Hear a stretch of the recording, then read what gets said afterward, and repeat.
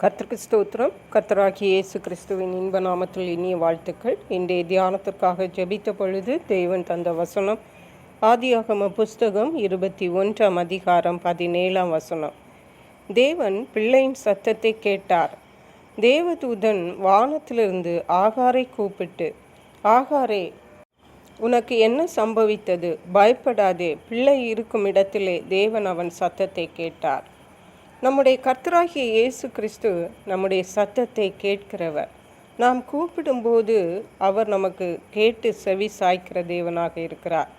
பரிசுத்த வேதாகமத்தில் அநேக இடங்களிலே தேவன் அவருடைய பிள்ளைகளுக்கு செவி சாய்த்ததை பார்க்கிறோம். நாம் வாசித்த இந்த வசனம் ஆகாரை பற்றினது. இந்த ஆகார் தன்னுடைய பிள்ளையை எடுத்துக்கொண்டு வனாந்திரத்திலே சுற்றி திரியும் பொழுது, தான் கொண்டு வந்த துருத்தியின் தண்ணீர் தீர்ந்த பொழுது அந்த பிள்ளை தாகத்தினால் அழுது சாகிற நிலைமையிலே காணப்பட்டது. 16 வசனம் சொல்லுகிறது, தூரத்தில் போய் உட்கார்ந்து சத்தமிட்டு அழுதாள். பிள்ளையை தூர இடத்துல வைத்துவிட்டு அவள் இன்னொரு தூரத்தில் போய் சத்தமிட்டு அழுதாள். மட்டுமல்ல, அந்த பிள்ளையும் சத்தமிட்டிருக்கிறது. தேவன் பிள்ளையின் சத்தத்தை கேட்டு வானத்திலிருந்து தேவதூதனை அனுப்பி, அந்த தேவதூதன் தான் அங்கே ஆகாரிடத்தில் பயப்படாதே, பிள்ளை இருக்கும் இடத்திலே தேவன் அவன் சத்தத்தை கேட்டார் என்று சொல்லுகிறார்.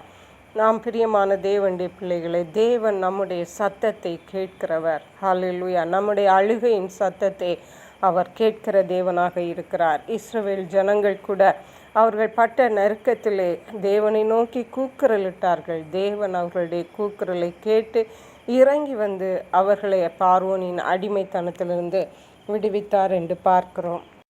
சங்கீதங்களின் புஸ்தகம் 6 சங்கீதம் 8 வசனம் சொல்லுகிறது, அக்கிரமக்காரரே, நீங்கள் எல்லாரும் என்னை விட்டு அகன்று போங்கள், கர்த்தரின் அழுகையின் சத்தத்தை கேட்டார் என்று சொல்லுகிறார். இங்கே தாவீது ராஜாவும் தேவனிடத்தில் அழுதிருக்கிறார்.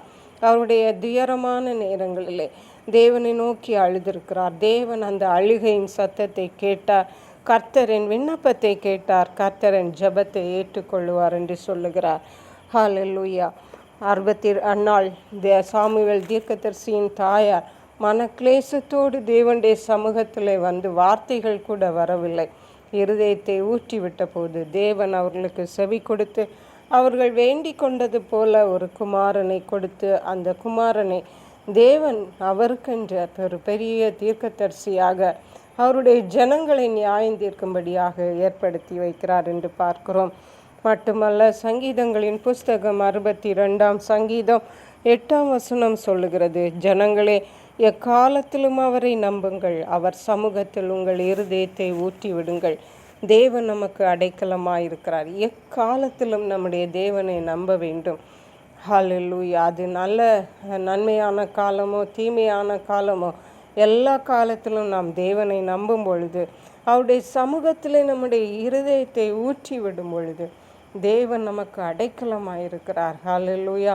அருமையான கர்த்தருடைய பிள்ளைகளே, இன்றைய நாட்களிலே நாம் நமக்காக மட்டுமல்ல, நம்முடைய தேசங்களுக்காக, நம்முடைய தேசத்துக்காக, நம்முடைய ஜனங்களுக்காக நாம் திறப்பிலே நிற்கிறதற்காக அழைக்கப்பட்டிருக்கிறோம். ஆகவே இந்த நாட்களிலே தேவனுடைய சமூகத்தில் நம்மை ஒன்று கூட தாழ்த்தி நம்மை பரிசுத்தம் பண்ணிக்கொண்டு நம்முடைய தேசங்களுக்காக, ஜனங்களுக்காக திறப்பிலே நிற்போம். நமக்காகவும் நம் குடும்பங்களுக்காகவும் திறப்பிலே நிற்போம். கர்த்தருடைய பதில்களை பெற்றுக்கொண்டு நாம் கர்த்தர்க்கென்று சாட்சிகளாக வாழ்வோம். கர்த்தர் தாமே இந்த வார்த்தைகளை ஆசீர்வதிப்பாராக. ஜெபிப்போம். எங்களை கிருபையை நேசித்து பாதுகாத்து வழி நடத்துகிற எங்கள் அன்பின் தகப்பனே, ஆசீர்வதிக்கப்பட்ட இந்த நல்ல நாளுக்காக நன்றி. இந்த நாளிலும் கர்த்தர் எங்கள் அழுகையின் சத்தத்தை கேட்கிற தேவனாயிருக்கிறபடியால் நன்றி. தேவனுடைய சமூகத்திலே நாங்கள் அழுது ஜெபிக்க, எங்கள் தேசத்துக்காக, எங்கள் ஜனங்களுக்காக, அப்பா, தேசங்களுக்காக, உலகத்தில் உள்ள ஜனங்களுக்காக, எங்களுக்கும் எங்கள் குடும்பங்களுக்காகவும் தேவனுடைய சமூகத்தில் அழுது ஜெபிக்க தேவன் எங்களுக்கு உதவி செய்யுங்க. தேவன் அப்படியே செய்கிறபடியால் நன்றி. துதிகன மகிமை மக்கை செலுத்துகிறோம். மீட்பரும் இரட்சகருமாகிய இயேசு கிறிஸ்துவின் இன்ப நாமத்தில் ஜெபிக்கிறோம் எங்கள் அன்புள்ள பரமபிதாவே. ஆமென். God bless you.